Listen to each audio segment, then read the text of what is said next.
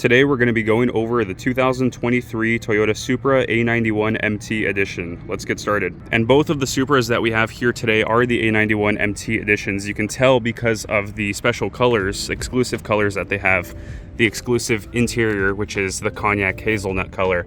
And then they also have this special edition badge right here. It says 2023, limited to 500 units produced. Now this one right here is the See You Later gray. It's like a matte kind of gray right here. And then we have this frozen white right here, which is called Burnout. And besides these two new exclusive colors to the 2023 Toyota Supras, you can tell that these are the A91MTs because of the red Supra badge in the back of both of these. The A91MTs also come with these exclusive 19-inch wheels, which we're going to go over in more detail later. And like I said earlier, these A91MTs are exclusive to only 500 units to ever be produced across these two colors here. This is the most exclusive A91 that Toyota has made. So as we all know, in 2021, they originally released the A91. It was available in either refraction blue or nocturnal black. It had those black racing stripes on the side, and it was limited to about 1,000 units for the United States. In 2022, we had the A91 CF edition, which was exclusive to only 600 units, and that was spread across 3 different colors and had a big carbon fiber treatment all around. And now for 2023, we have the A91MT edition. Again, it's limited to just 500 units, and the MT in A91MT stands for manual transmission because this is the first year that the Supras are available with the manual transmission. So every single A91 model this year is going to have that 6-speed manual. Now you can see we have 2 of the 500 here. Now typically we would only have access to just 1 of these models, but this year, one of my friends, Mark, purchased one of these, so I want to give him a quick special shout out, a big quick thank you for allowing us to film his A91MT. So we're going to start this video by going over the exterior of these 2 cars, and then we're going to jump inside and talk about the interior and their features. Starting off with the exterior of both of these A91MT Supras, I wanted to talk quickly about the color. So this right here is Burnout, and that's not to get confused with Absolute Zero, which is the regular pearl white color that comes on the Supras. This one has more of a satin finish. Over here, it's more of like a frozen white. And then over here, we have See You Later gray, which is like a very purpley gray. And it has like this bronze undertone. So you can see when the sun hits it, it really has this really nice bronze undertone to it. So over here in the front of the Supras, you can see we have our really long LED headlights with the LED daytime running lights. We still have those same kind of fake vent cuts right here, over here to the side of the headlight. And then just down here, during the lower grille, we have all of our fake vents right here. Now the front right here is open at the top. Just a little bit of it is actually cut and closed, but we also have our parking sensors over here, Toyota logo, and pretty much just a very similar front end to what we've had in the previous years. As part of the bumper as well, we have our side marker over here and our black front splitter. We can also see the front hood of the Supra over here, so you can see we have the body lines right here, which kind of raise upwards on each side of the Supra. And then if we open up the hood like we have on this See You Later gray one, you can just see how deep down to the side the hood actually goes. And under the hood of these Supras, we have the same 3-liter inline-6 that we've had in previous years, except this year, obviously, we have the 6-speed manual transmission. Now, this 3-liter inline-6 makes 382 horsepower, and you can see this year, I'm not sure if it's just for the A91MTs, but these are the first 2023s that we're looking at. It looks like this year they've added some stronger strut bracing right here. So we have this red strut bracing, and then this is something that's new. We actually have a cross brace going across for the first time. So in the previous years, we've just had these left and right strut braces. Looks like this year they're more reinforced, more sturdy, and then we have this new cross brace. Moving on over to wheels and tires, we have these Michelin Pilot Super Sports. Now the size on these are 255/55 19s. We also have this 19-inch matte gray wheel, which looks really nice. So we have our 14-inch Brembo brakes, which say Toyota Supra on them. And then also just looking at the side profile right here, look at how massive those brake rotors are. And in the rear, we have the same wheels, but a different tire. So we have a staggered setup here. We have two 75/35 19s in the back. And I think I said 55 side profile in the front, but it's actually 35. Let's talk about the side of the 2023 Supra over here. So you can see we have this really large hip, this really large arch right here on this side, and it really makes for this kind of natural wide body to the Supra.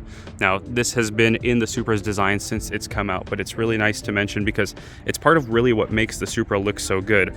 So this like natural wide body goes all the way down to the side, right in the middle of the door, We also have a little black side skirt right over here. Also on the side here, we have these auto-dimming folding mirrors with a blind spot monitor indicator as well as turn signal indicators on the side. Our A-pillars are also gloss black, while the mirror caps right here are matte black. So it is a nice touch to have that gloss black A-pillar, but it would be nice if it was actually color matched to the mirrors as well. We do also have a little bit of fake venting right here on the door, but our door handles also have keyless entry. Moving along over to the back of the side of the car here, we have our touch to open gas lid, which does take premium gas. It is a minimum of 89 octane required here. And in the back of the Supra now, you can see kind of how the roof line dips down and then goes up a little bit. So it has kind of like a natural duckbill type of spoiler. Right there we have the Toyota emblem. We have that red Supra emblem underneath as well. To the sides we have our LED taillights, GR logo right over there. We have our parking sensors as well as a reflector in the back here as well. There's also a really nice black diffuser right here. You can see all these lights right here in the center of the diffuser. Those are actually the reverse lights. So those are all gonna come up and be white when the car is put in reverse. We have more of these parking sensors right here on the diffuser. And then we also have this dual exit chrome tipped exhaust right here. And underneath that red Supra lettering, we have our reverse camera right here. But what's actually really interesting is that we don't have a way to open up the Supra's trunk from back here. So you're either gonna have to press on the key or on the trunk opening button on the door card. And while we're still talking about the exterior of these two vehicles, one of my favorite touches on the outside is the dip in the roof line right here. So it kind of has this U shape right here on the roof. And it's actually a lot more noticeable on the See You Later gray, probably because the sun really isn't reflecting so much off of it. You can see on this burnout color, the sun likes to reflect on it a lot. And now that we've finished doing the walk around of the exterior of the 2023 Toyota Supra A91-MT editions, we're gonna jump inside the See You Later gray one so that we can talk about the interior features.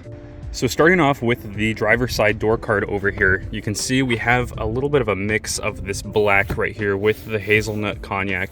Over here we also have our door handle, which is like this really nice shape you kind of just pull on right over here. We have our lock, unlock buttons. JBL speakers are going to be all inside the cabin, so you can see we have two of those JBL speakers right over here. We have our normal auto up-down window switches right over here, so both driver and passenger side. We have our mirror controls, which are this little thing with the circle. This button right here is going to be what's going to fold inside those powered outside mirrors right here. So these side mirrors, if you just push on this button right here, they're going to automatically go ahead and fold in just like that. Moving just down below that, we have our trunk opening button. So if we go ahead and push right here, you'll hear the trunk just opened up. So if I go ahead and pull up right here right now, you can see we have our small little trunk. It's very narrow to get inside the Supra's trunk. And you can see back here, we just have our carpeted floor mats. We have our front license plate bracket holder. And other than that, it's a super small trunk. It has this little protection shield thing right here, which does look pretty nice. And you can see this trunk does pass straight through into the cabin. And before we get in, you can see we have this special edition plaque right here. So like we said earlier, it's the 2023 limited to 500 units produced. Now the units are not numbered, and they're not numbered by the VIN number either. So there's no way to tell which one of the 500 that you got, but you do have something right here that says that this is a special limited production vehicle. You can also see in the footwell, we have our 3 pedals here because this is the 6-speed manual transmission. So we've got our clutch, brake, and gas pedal.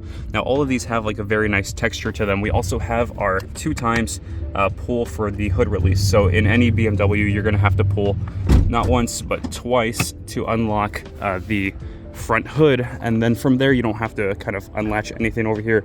The hood pretty much just pulls straight up at that point. And now we can take a look at these cognac hazelnut seats. So very nice color to this leather. It really matches the See You Later gray in a very nice way.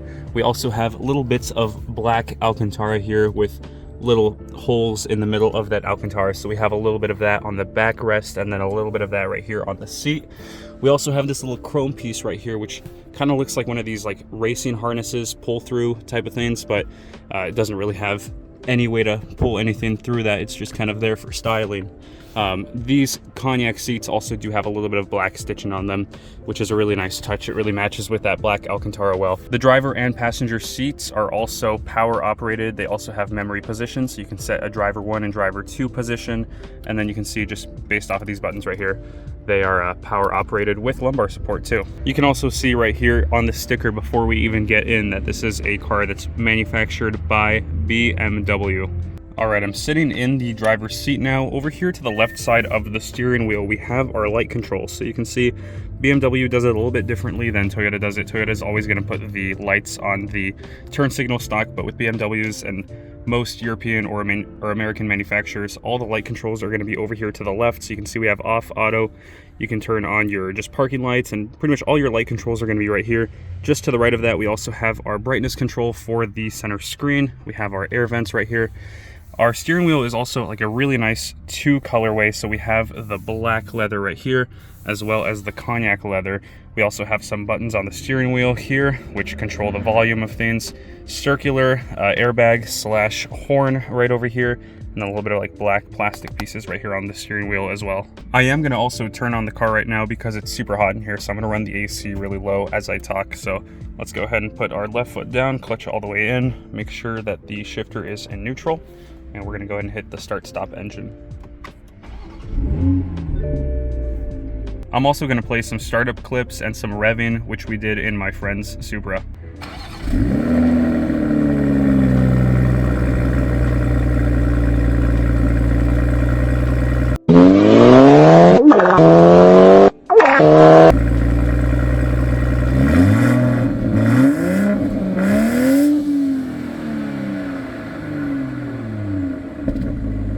Behind the steering wheel here, you can see we have our turn signal, which actually does go down into the position and actually stays there. So unlike the GR86, which is kind of copying some of the 2010s BMW, where it kind of just goes down and goes back into a position, the Supra actually will go down and then stay in that position. So this still is a very BMW-like shifter. So obviously we have our up, right, down, left.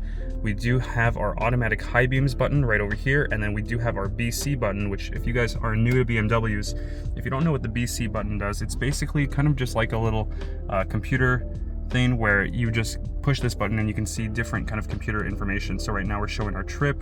We can see our range right now. We can see our MPG, which is 1.7 right now across the 6 miles that this car has driven. Most of it is idling, so that's probably why the MPG is super low, but we can see some other things. So it kind of just reorganizes the information. We have our average speed, which is 1.6 miles per hour, and a couple of other useful things. You can also just kind of cycle through this button and show different things. You can also show nothing, and then going back to our main screen, you can see we have 6 total miles on the odometer. And on the other side of the steering wheel, right here on the right side, we just have our ordinary wiper control. Let's focus in on this gauge cluster here for a minute. So you can see kind of on the gauge cluster, there is a small little tiny button right there on the bottom left, which is just gonna reset some information. So you can see I just reset the odometer trip that we have on the gauge cluster here.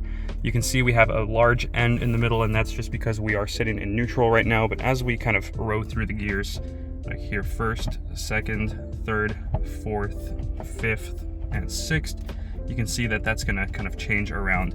We also have our speed. We have our speed limit. You can see right here, we kind of have our gas gauge, which it shows in these bars.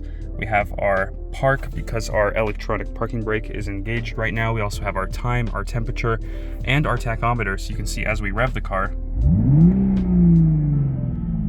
it'll rev up right there. We also have our temperature right over here on the right side. And moving over to the center stack right here, you can see we have this 8-inch touchscreen right here, so we can actually just use our finger to slide through these menus.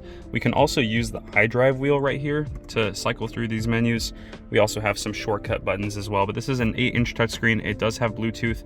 It has wireless Apple CarPlay, but no Android Auto.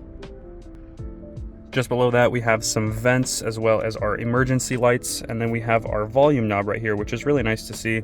I really hate using kind of like the buttons on the steering wheel to lower and raise the volume, so it's nice to have a volume knob in here. We have our mode button, which is going to switch us between different audio modes like Bluetooth, AM, FM, aux, and then we have these little preset buttons right here, so we can actually just kind of slide our finger across this, and then you can see the screen. We can actually assign any one of these buttons to a certain feature. So you can do anything from like navigation to a certain audio mode to any like radio station or whatnot. You can pretty much assign these buttons to open up just about everything. You can even have one button that's gonna, you click on it and it's gonna open up Apple CarPlay. Moving down just below that, we do have our HVAC controls right here. There is dual zone climate control, so we can have a different temperature for the driver and passenger. There's also going to be driver and passenger side heated seats. There is no ventilated seats in Supras, unfortunately. And then moving down just below that, you can see we have a wireless phone charger pad right here. So you're going to kind of slide your phone into here to start wireless charging. We also have a USB as well as a little 12-volt power outlet. And moving just below that, we have our Alcantara wrapped shift knob. So this is actually a really nice shift knob. This is the first year that we have the manual transmission in the Supra. This thing has been long awaited. I mean, ever since the Supra came out, and even before it came out, people have been waiting a long time for another manual transmission Supra to come into fruition. So you can see the shift pattern right here. It's a pretty traditional BMW shift pattern. So where you're going to go all the way to the left, spring it all the way, and then go upwards for reverse. Then we have our first gear, second, third, fourth, fifth, and sixth. You can kind of just see how long the throw is based off of this shot right here, but it's honestly a very notchy and shorter throw than I had thought that it was going to be. So the shifter does feel really good. It's actually also in a very good position where you can kind of just rest your arm right here on the center console, and it feels very good to drive around. You can also see these buttons have also been remapped. You know, things here have been moved around to make way for this manual transmission. And moving to the left of the shift knob, you can see we have our A off button right here. So if you don't like the car to automatically turn itself off when you come to a complete stop, you can go ahead and turn that off by pushing the button right here. We also have a sport mode, which does make the car a little bit louder, and it also changes the gauge up a little bit. The Supra really likes to burble and pop when you put it in sport mode. So kind of, especially when you're downshifting in sport mode, the Supra sounds really nice. I'll show you guys what the gauge cluster looks like again when we put it into sport mode. So turning on it, the Supra again, this right here is what the normal gauge cluster looks like. And then as I put it in a sport mode, you can see not a whole ton changes. It says sport now, and then we got those additional red lines right there. So taking it off and putting it back into sport mode, you can see not a whole lot different. Also, that little needle that's going to show you exactly where your tachometer is turns red. You can see we also have 3 more buttons down here below sport mode, so you can go ahead and click right here to see your parking sensors. It'll show you, just kind of clicking right here, it'll show you how far away you are from objects in front of you, because we have front and rear parking sensors. We also have our traction off button as well as our safety system button. So if you want access to the menu where it's going to show you all the different things like the dynamic radar cruise control, the pre-collision system and everything, just clicking that safety system button is what's going to get you to that. And then we do have a automatic parking brake. So this is something that we weren't sure if we were going to see when we got the manual transmission Supra. You know, people didn't really know if we're going to get like a manual handbrake that you push up and down, but it looks like we've gone the BMW way. So unlike the GR86, which has a manual transmission and a handbrake, the BMW way to do it is to do a manual transmission with the electronic parking brake, which I'm not complaining about it. I think it's really nice, especially as you start to drive this thing. You don't actually have to push down the P button. As you start driving, it's automatically going to disengage the parking brake. You can also see that this entire center stack right here is carbon fiber, which does look really nice. We have this black leather right here along the side, so you can see kind of like the entire right side, the entire passenger side over there. Their entire door card is going to be all just black plastic and leather, versus on the driver's side door card where we have a little bit of that cognac. This is kind of the same thing that they did last year for the A91CF, where we had some red right here on the door card for the driver's side, but we all had all black on the passenger. I guess this is kind of like an A91 thing that they're doing, but again, for 2023, it's just an all black door card for the passenger side, and then driver's side is the only one that's going to get the color. So kind of the same thing happens right here to the side of this whole center stack. Just the driver's side is getting this cognac right here, versus the passenger side is going all black. And back here between the 2 seats, you can see we also have 2 cup holders right here. There's going to be no center console, so there's no way to open up any of this, even though it kind of looks like as if this could maybe be like a little center console. It's not. We do have a little storage pocket right here behind these 2 cup holders though. And for the passenger side, besides the kind of color changes, everything is pretty much the same. We do have a little storage pocket down there in the passenger seat footwell, and then you can see our glove box right here, which just has our standard paperwork. And moving up top from the dash and the center area, you can see we have our rear view mirror right here, which does have 3 little buttons underneath it. So these are 3 programmable garage remote buttons. We also have our light controls a little bit up higher from that, as well as an emergency SOS button. And then we do have our little visor right here. There is a tiny little mirror with a light, but again, it's just a little tiny visor with a tiny mirror.